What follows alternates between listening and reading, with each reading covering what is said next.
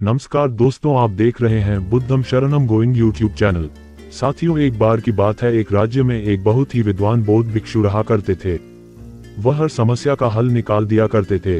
वह बिल्कुल अकेले ही पहाड़ों में रहते थे और उनकी ख्याति दूर दूर तक फैली हुई थी।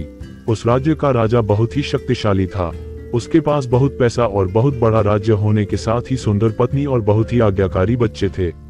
उसे कभी भी किसी चीज की कमी नहीं थी। उसकी प्रजा उसके राज में बहुत प्रसन्न रहती थी, लेकिन सभी सुख सुविधाएं होने के बाद भी वह कभी प्रसन्न नहीं रह पाता था, क्योंकि वह जब भी किसी चीज को करने का प्रयत्न करता था तो उसका ध्यान उस कार्य से भटक जाता था, जिससे वह बहुत परेशान रहता था। उसने इस समस्या का हल जानने की बहुत कोशिश की, लेकिन वह कभी भी सफल नहीं हो पाया। उसने पड़ोसी राज्यों के महात्माओं से, साधु संतों से कई बार इसका कारण पूछने का प्रयास किया, लेकिन वह भी कभी सफल नहीं हो पाए और उस राजा को संतुष्ट नहीं कर पाए थे। इस कारण से राजा को रातों को नींद नहीं आती थी। वह सारा दिन परेशान ही रहता था। तभी उस राज्य के मंत्री ने राजा को उन बौद्ध भिक्षु के पास जाने का रास्ता सुझाया। राजा ने उन बौद्ध भिक्षु के बारे में सुन रखा था। मंत्री ने राजा को बताया कि पहाड़ों के दूर जो बौद्ध भिक्षु रहते हैं वह बौद्ध भिक्षु सिद्ध पुरुष हैं। उनसे मिलने के लिए बहुत से लोग दूर दूर से आते रहते हैं। वह हर किसी की समस्या का निर्मल ढंग से शांतिपूर्ण तरीके से हल निकाल देते हैं। राजा ने जब ये सुना तो उसने सोचा कि क्यों न अपनी समस्या का हल निकालने के लिए अब वह भी उन बौद्ध भिक्षु के पास अवश्य जाएगा। क्या पता उनके पास उसकी समस्याओं का हल निकल ही जाए, जिसका हल आज तक कोई नहीं निकल पाया। वह उनसे मिलने के लिए चल पड़ा। उसने अपने साथ बहुत से सैनिक लिए और वह उन भिक्षु के आश्रम की ओर बढ़ चला। राजा को हर किसी ने बताया था कि वह बौद्ध भिक्षु बहुत बुद्धिमान है। इसके कारण राजा को उम्मीद थी कि वह बौद्ध भिक्षु उसके हर सवाल का जवाब देंगे और उसकी मन को एक जगह केंद्रित करने में सक्षम होंगे।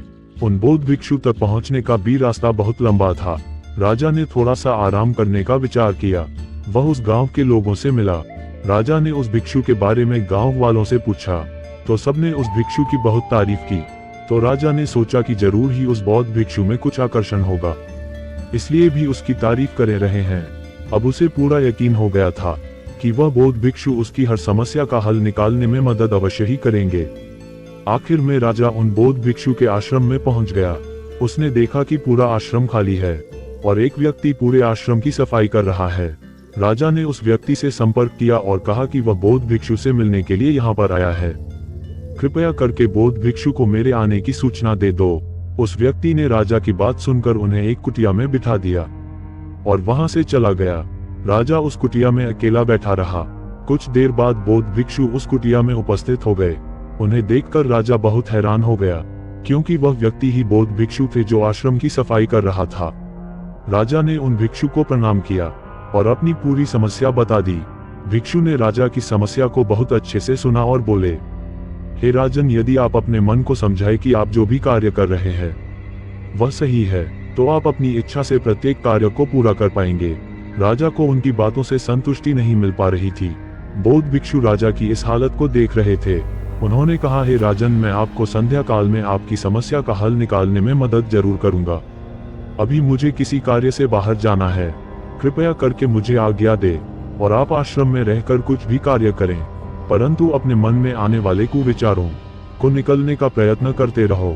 तब राजा ने भिक्षु से कहा कि हे महाराज, कृपया करके मुझे कोई काम बताकर जाएं, जिससे मैं व्यस्त रहूं।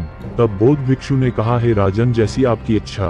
तो ठीक है, आप मेरे वापस आने तक मेरे इन 5 कमरों की सफाई व्यवस्था करें, परंतु आप इस बात का ध्यान रखें कि आपके मन में कोई भी विचार नहीं आना चाहिए। अगर ऐसा होता है तो आपको इसका प्रायश्चित करना होगा और आपको इस आश्रम का एक चक्कर लगाकर वापस से उन कमरों की सफाई करनी है। उन्हें फिर से व्यवस्थित करना है। आप जितनी बार भी अपने मन में विभिन्न विचारों को लाएंगे, आपको हर बार इस प्रक्रिया को करना है। राजा बौद्ध भिक्षु की बात मान गया और उसने बौद्ध भिक्षु को शीघ्र वापस आने के लिए बोलकर भिक्षु को विदा कर दिया। अब राजा ने कमरों की सफाई के लिए साधन एकत्र करना शुरू किया और वह पहले कमरे में सफाई करने लगा। उसने पहले के बाद दूसरे कमरे की भी सफाई पूरे आत्मविश्वास के साथ की, परंतु जब वह तीसरे कमरे की सफाई करने वाला था तो उसके मन ने इधर उधर भटकना शुरू कर दिया। उसके मन में तरह तरह के ख्याल आने लग गए, जिससे उसे फिर से भिक्षु के कहे अनुसार पहले कमरे की सफाई व्यवस्था करनी पड़ी। फिर दूसरे कमरे की, फिर धीरे धीरे वह 5वें कमरे तक पहुंच गया।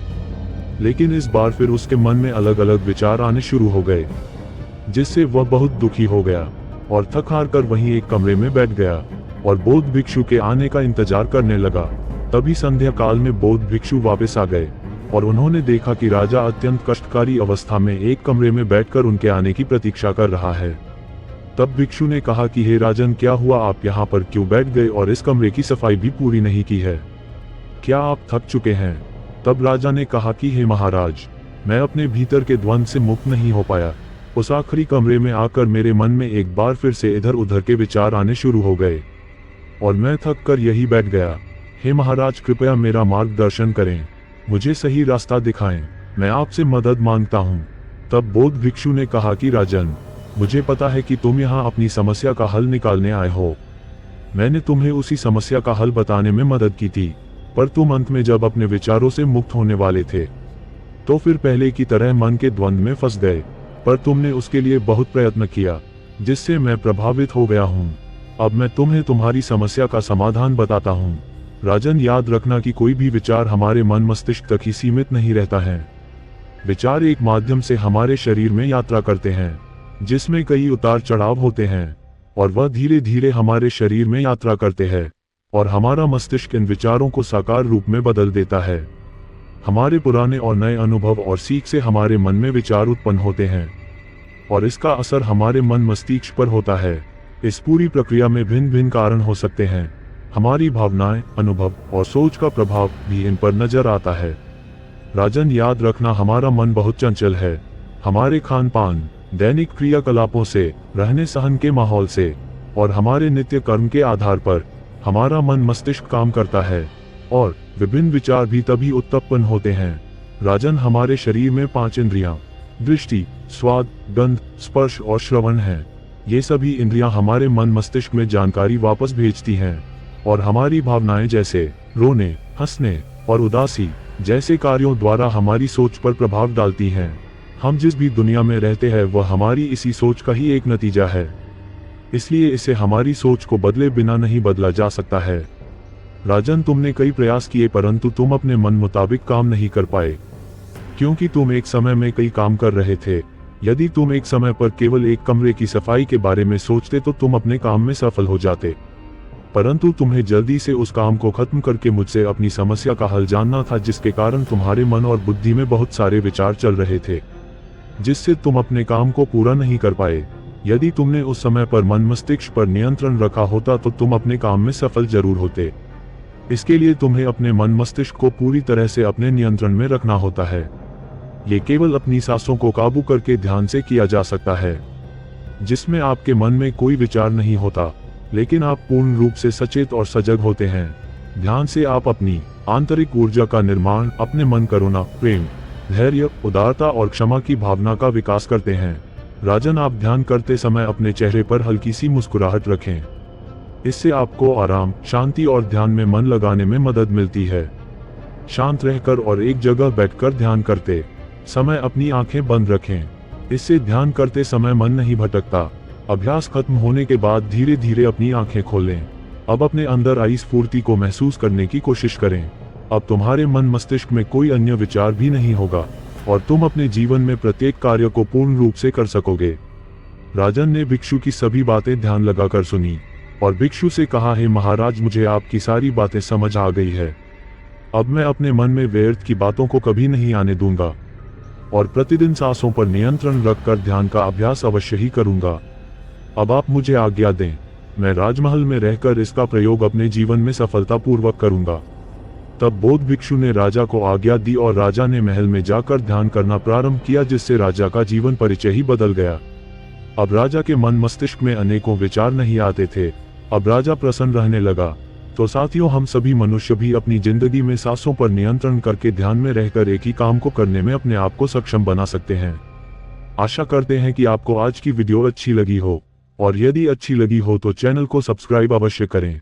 फिर मिलते हैं अगली वीडियो में।